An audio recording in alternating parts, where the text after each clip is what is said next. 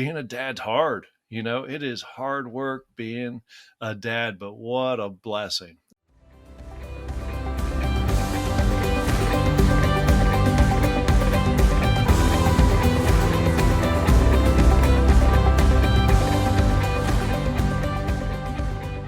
Welcome to the Blood Brothers podcast with Ben Steiger and Eric Metz.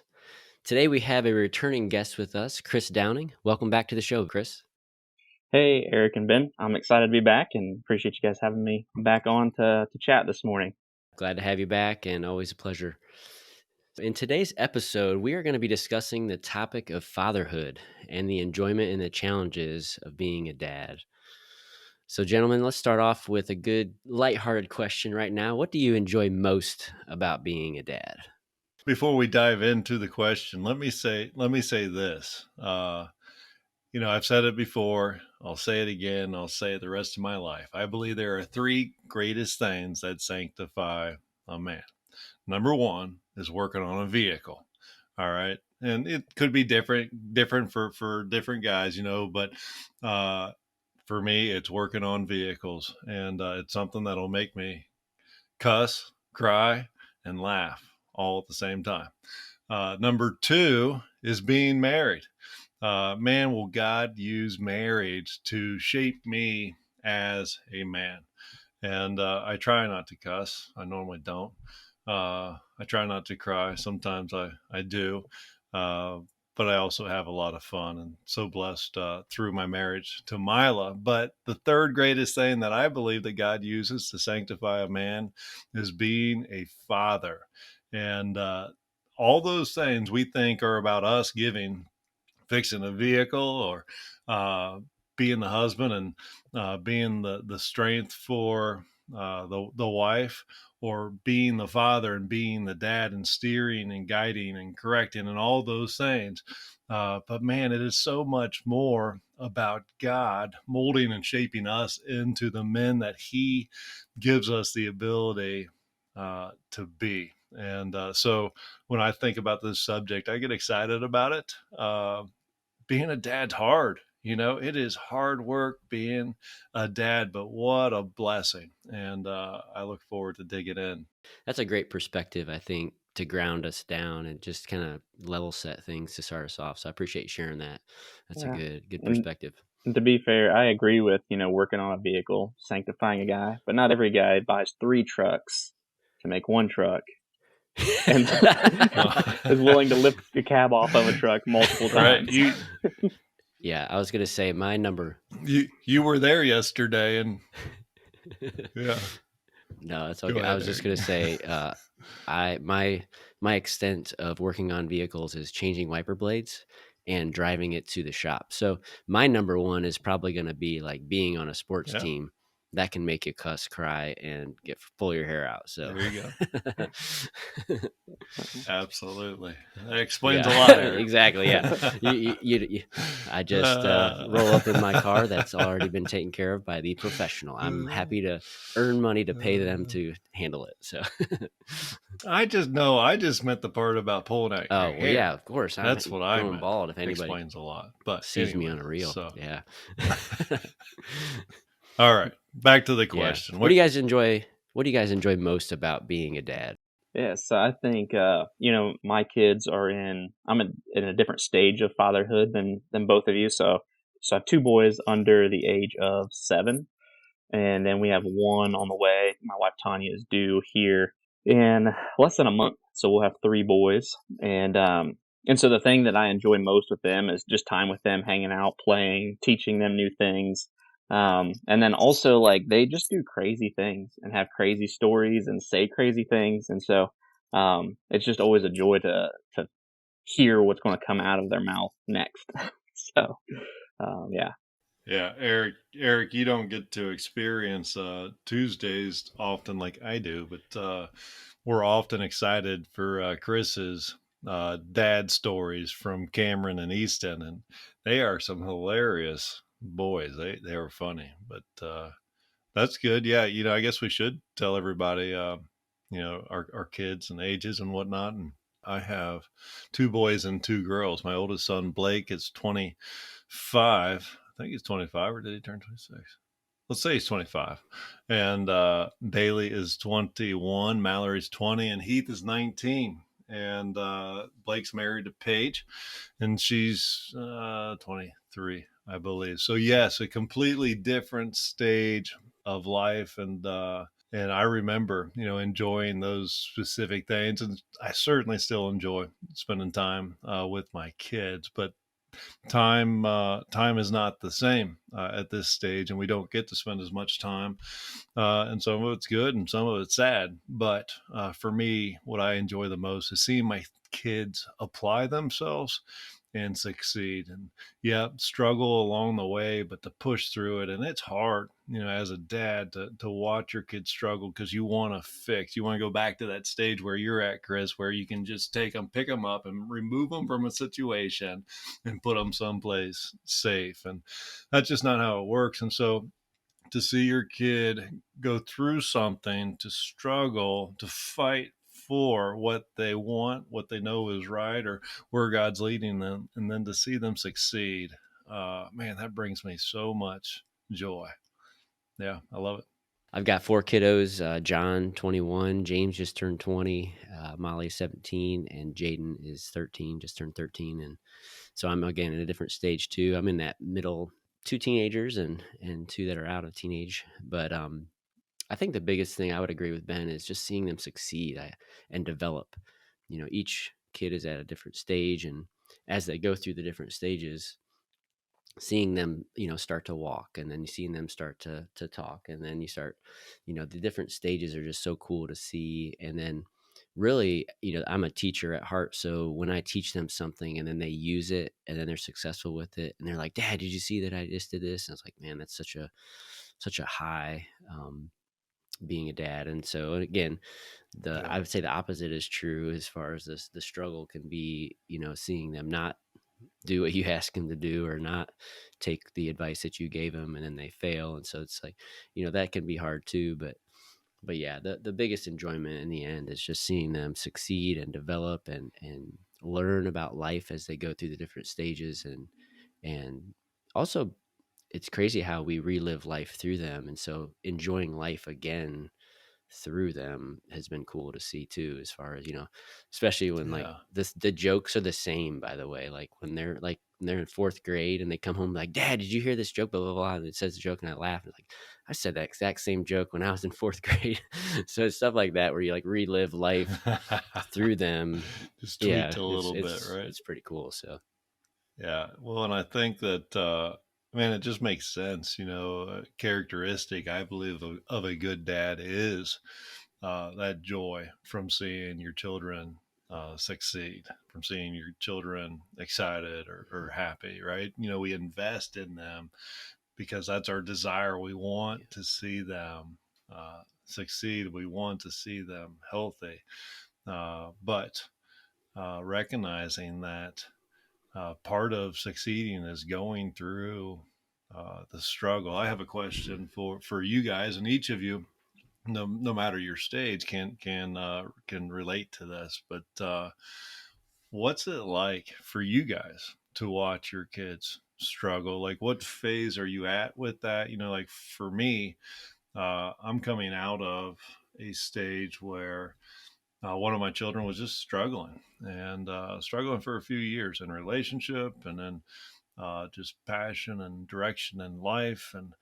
Uh, and another one of my, it's not just one, there's a couple, and uh, my desire to step in, if you would Mhm. just listen to me, if you would just do what I would say, and all those things. Like, I know the answer, everybody else knows the answer too. Listen to somebody that's going in the right direction. But that's not how things work. That's not how I learned. Mhm. That's not how you guys learned. We had to make our own path, and it took me a good while to learn. Wait a second, Ben. This is not your path. This is their path, and you need to trust God through this. But what are some things for you guys that come to mind with that? Yeah, I can speak for the that type of stage where it's like you're letting the world and letting circumstances teach them versus you being the teacher. And I think that is a big challenge. That is tough to be able to say, okay, well, that's your decision, up to you. But in the back of your mind, you're like, I'm not sure it's going to work out, And so that to me is a challenge. And a book that comes to mind that you recommended to me, Ben, was Fathered by God by John Eldridge. And John so Eldridge. that really helped me with the different stages that we go through, as far as like, the cowboy phase, and the king phase, and all these different phases that we go through as men. And I think that helped me understand, oh, he's in the cowboy phase, he needs to do it on his own, and he needs to explore, and he needs to figure it out, and he's fearless right now, so he's going to take all these chances. And so that really helped me kind of back off and just let them make the decisions.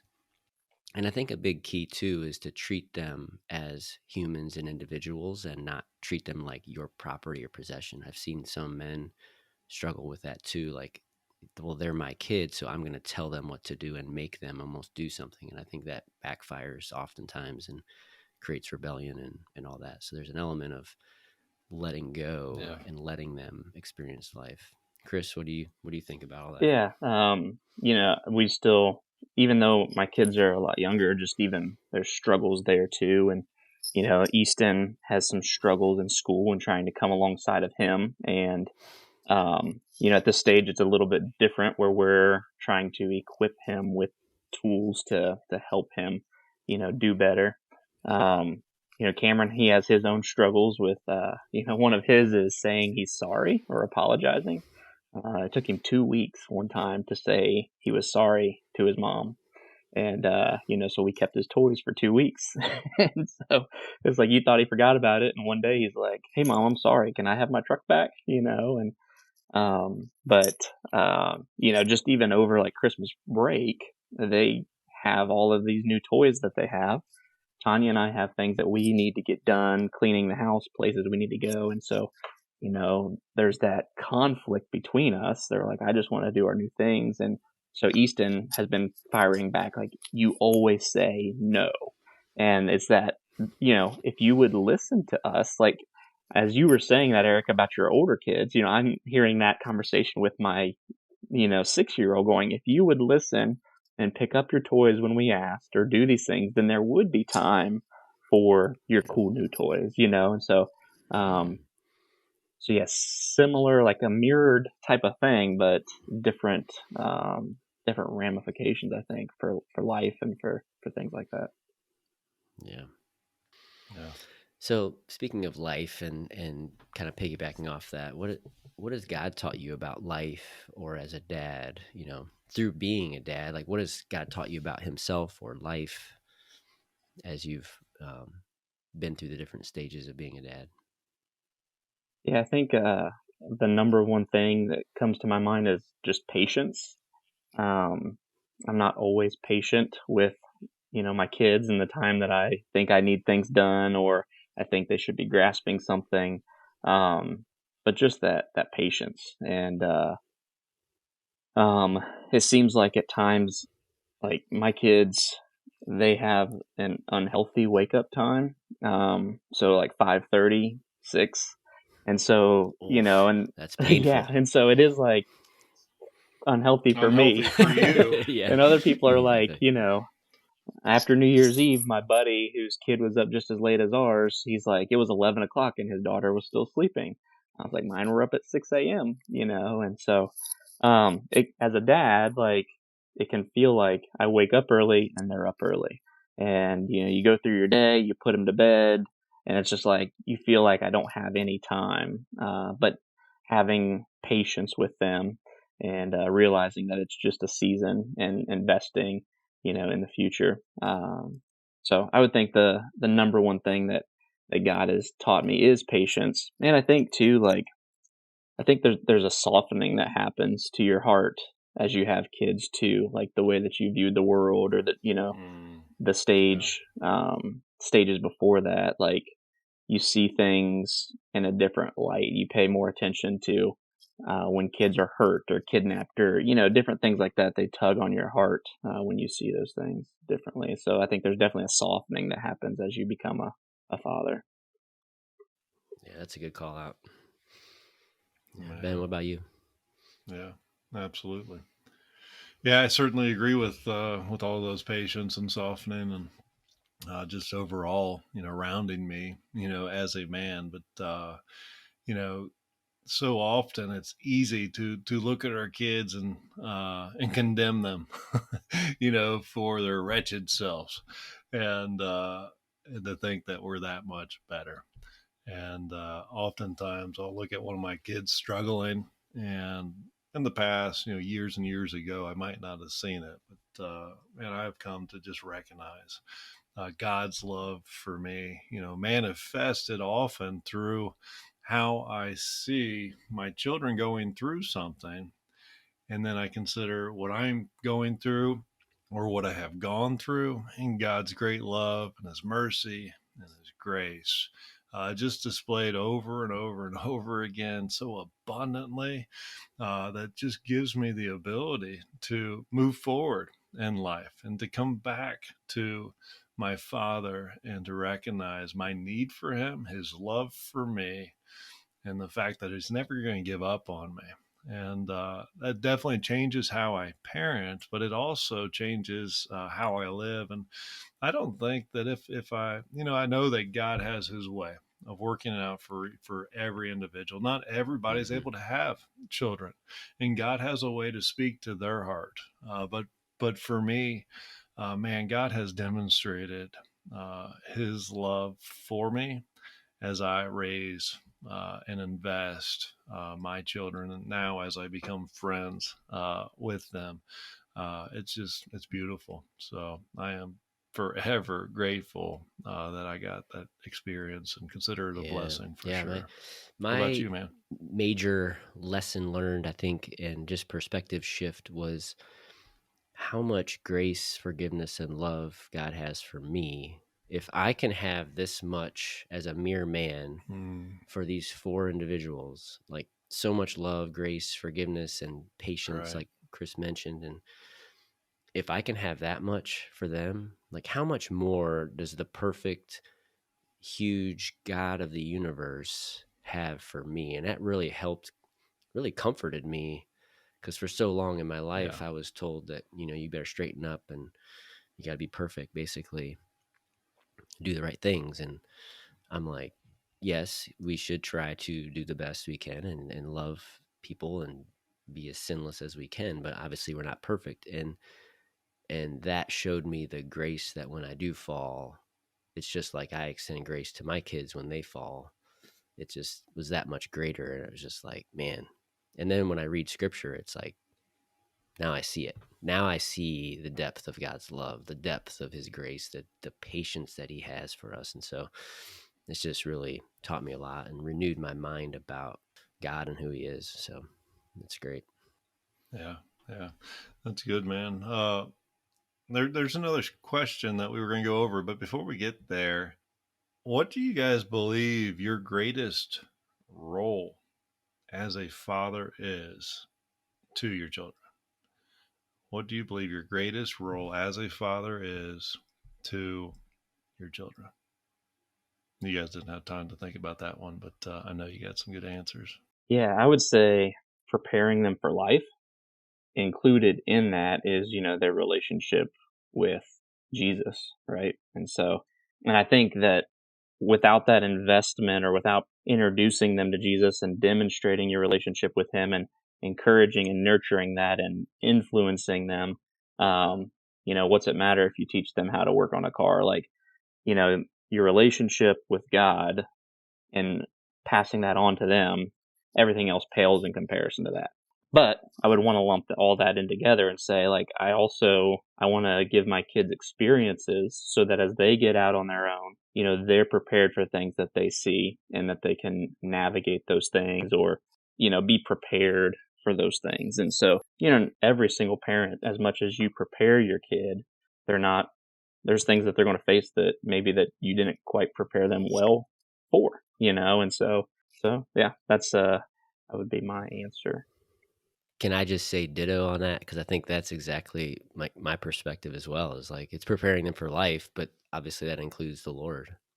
And the two words that come to mind were truth and love. So truth and love. The truth is Jesus is God and He's real, and eventually they'll get there if they don't get there, in your home, I believe your kids will eventually get to the fact that Jesus is the truth and he is the way, the truth, and the life. But also love people unconditionally, regardless of how different they are, regardless of their lifestyle choices, and just truly loving people. I think that's our job too, is to help them to think outside of themselves and love. And so with truth and love and preparing them for life, I think is the role that we have. So Yeah, that's cool. I think about you, Eric, and you not having the father figure in the way that I had a father figure, and to see you as a father just love and lead your children well, it's really neat. And when I think about that question, I think about Proverbs 20 to verse 6. It talks about the responsibility to train up our children in the way that he or she should go. And it's the same thing that you guys just said. It's not just investing in them one way, but holistically, to the best of our ability, to see our children succeed, to not hold things to ourselves, to not just continually show our children how to do things, but oftentimes to be patient and have your children do things, have them work things out. I'm going to tell a quick story. You guys know I hunt.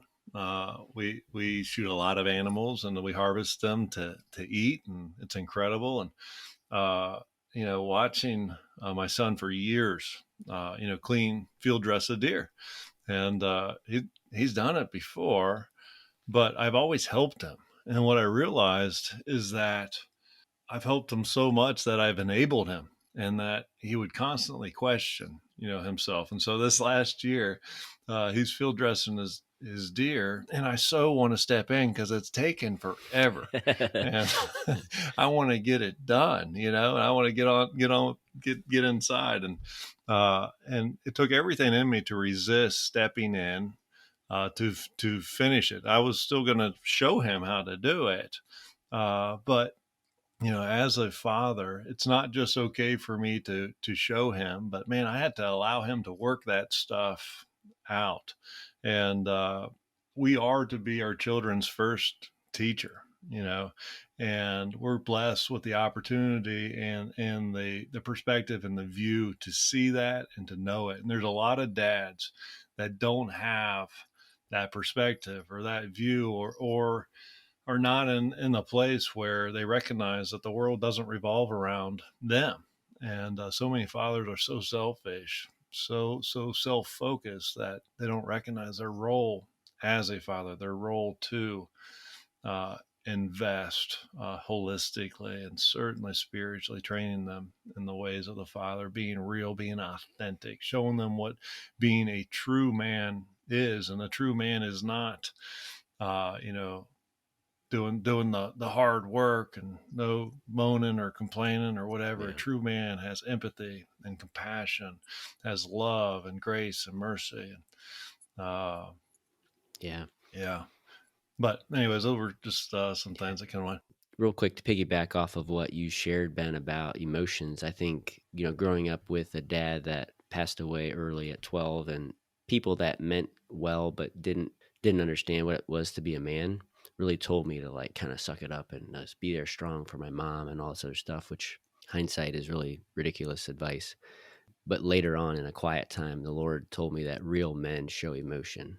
I mean, obviously he wept. It's even in the Yeah. Bible, and his love, and he cries out and wails, and and just different things that Jesus did. And so we as men need to remember that that is a healthy element of being a dad, is showing emotion and letting our kids show emotion as well. So just want to call that out as a piggyback to what you said. But Yeah. if any of our listeners are struggling with their relationship with their kids, what advice would you give them to reconnect, to develop and regain that connection with their kids? I have learned to be quick to listen, slow to speak, right? I mean, scripture's clear about that, but to also be quick to admit where I was wrong and to ask for forgiveness. And man, does that see walls just come down. And sometimes I can say or do something that hurts one of my children. And man, I don't want to. say or do things. I don't want to hurt my kids. And pride tells me, they'll get over it. They'll figure it out. But what we know about wounded hearts is that oftentimes it's pride uh, that wounds the heart, and it's pride that keeps a heart from healing. And as a father, it's part of my responsibility to help my kids heal, those broken areas. And so, man, I would just encourage, our listeners, when you recognize that you've done something wrong, you've hurt or you've offended your child, to come to them in a sincere way, and to ask for their forgiveness, to admit where you're wrong. And certainly that's not always the circumstances when you're facing a challenge, but gosh, being connected to the Father is key. You can't have a heart of empathy and compassion, of grace and mercy, if you're not connected to the Father. And so, holy, being a good father, man, I have to be in tune with my heavenly Father. And sometimes I got to press pause and say, all right, Father, I need your help here.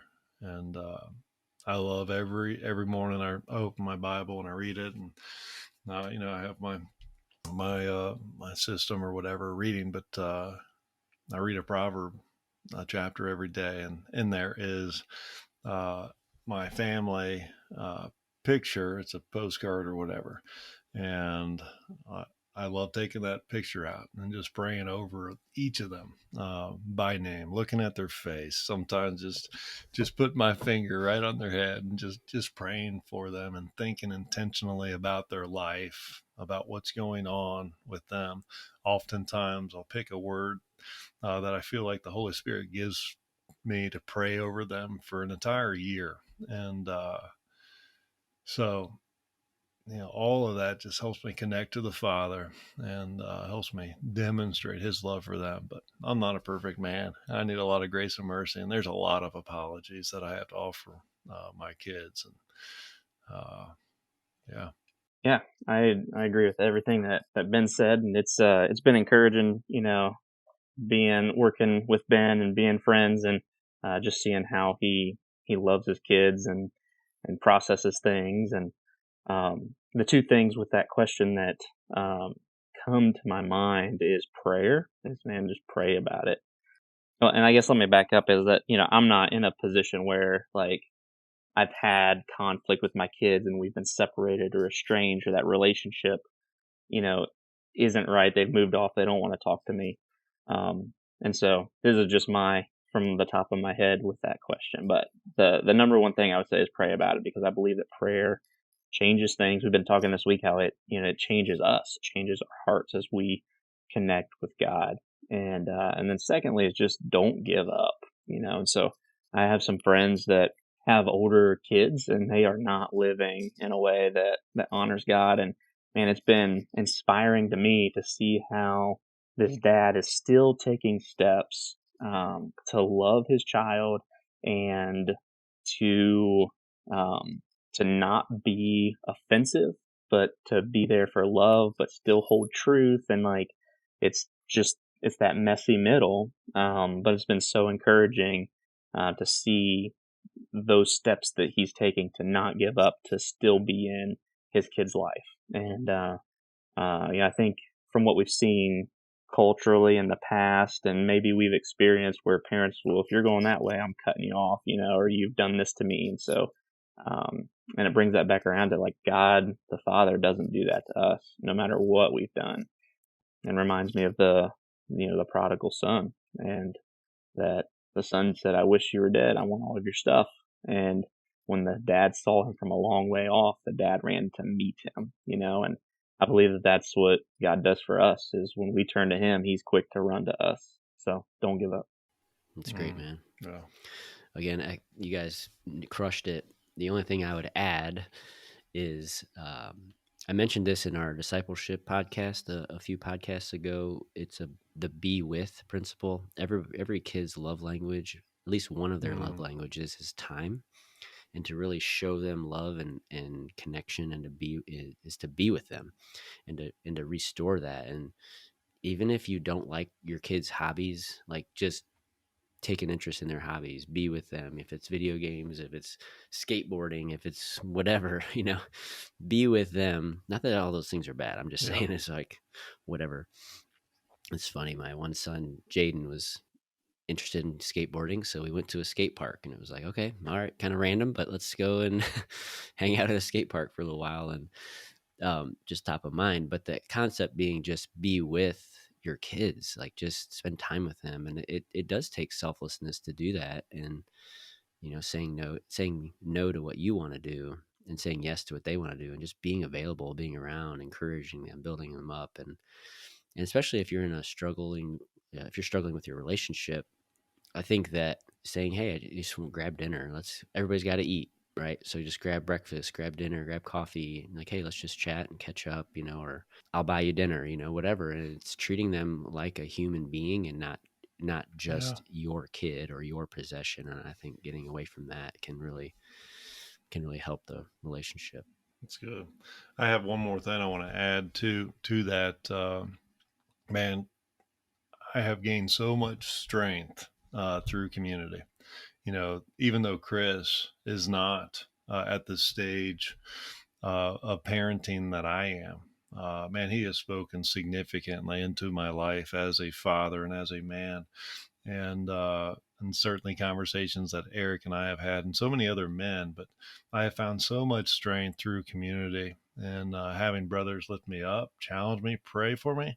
But one of the greatest things that I value is having those men in my children's life, having those men engage my kids in a way they care, in a way that says, hey, listen, if you need to talk, if you need something, you let me know, in a way that is banter and fun and challenging. And I love that. And without a good group, a good community, man, my kids would be robbed of so much. And not everybody has that opportunity. But as a father, many of us have the choice to align our lives with community. It takes time, it takes investment, and it's dirty because it's hard, because you have to invest, you have to be willing to do life with others. But man, the reward is so much greater than a good time, sometimes so much greater than just our relationship with the Father or our marriage. But man, it seeps into our children's lives. So Yeah, great point. Well, last question for you guys today, just to wrap things up, is for any listeners that don't have kids, in what ways can they still encourage and mentor young men or women in their lives? What could they do to still play that part and role as a dad? What Ben just said about community is like, I think that that's important. And I think sometimes as dads, we think that we have all the tools that we need to give our kids. And I think sometimes we can feel threatened when a kid learns a lesson from someone else, or, um, sees value in what somebody others has skills or whatever. And so, I can remember like one of the first times, I was a youth pastor for a little while, and one of the parents was going to punish his teenage son by not sending him to camp. And I can remember I was so nervous to sit down with his dad and call him, and I was like, you know, what if camp is the very thing that he needs? You've been struggling with these things, and like, could we find some other way to punish him? And the dad, I was shocked because I didn't think the conversation was going to go that way. But like, he received what I had to say. They found a different way. The student went to camp, and it was a great impact on his life and stuff. But just finding those ways to speak into other people's lives. And then as a dad, like Ben had said earlier, allowing other guys to speak into your kids' lives. Having those multiple touches, I think, helps. When your kid maybe feels like they can't come to you, having someone trusted there that they are bouncing things off of to help lead them. yeah, and for people that don't have kids, man, I think it's an incredible opportunity to invest in a way that people that have kids can't. Maybe to be able to build relationships with multiple young men or women to speak into their life. And I love the young adult phase. And it's hard to engage youth in our society without being creepy, without it being perceived one way or the other as creepy. But man, we just need to, individuals, if you just pray for those opportunities for God to, man, just align uh, individuals in their life for God to use them to speak into. I believe that man, God often provides those opportunities, and that discipleship isn't always man to man. It oftentimes it's man to young man, and we need men stepping up and leading the way, and same with women investing in younger women. Yeah. And there's always the adoption route as well. I feel like, with so many Yeah. orphans out there as well, if you're for some reason can't have children or aren't able to have kids, then adoption is definitely a route. God is all about the orphan. If you read the scripture, God is all about taking care of them, providing for them. And if that's something that's on your heart, I'd encourage you to pursue it and pray about it. But there's a role. I mean, like I mentioned, my dad passed away when I was 12, and it was awesome to see God raise up other men in my life over the years to really make an impact. So I want to encourage those guys that if you don't have kids, and even guys that do have kids, to pour into other kids, nieces, nephews, relatives, whoever, take that opportunity, because it's life changing, and it changed my life. It helped me a ton. Just get through, to feel confident in myself and believe in myself, and even my brothers, they helped, encourage me along the way too. So wherever stage you are, you can have an impact on other Yeah, people. yeah. Sometimes it's the smallest things too. It could just be a happy birthday note or a gift, or just ask them how they're doing, passing a church, or you see them out, Yeah. or whatever. But Yep. yeah, man. Yep. Well, gentlemen, thanks again for your time and just your wisdom that you shared. For those that are listening, we appreciate you, taking the time as well. And we encourage you to share this podcast with anybody that you feel like would build them up. Again, in the show notes, you can connect with us. And we just appreciate you listening. And thanks again, and have a great day.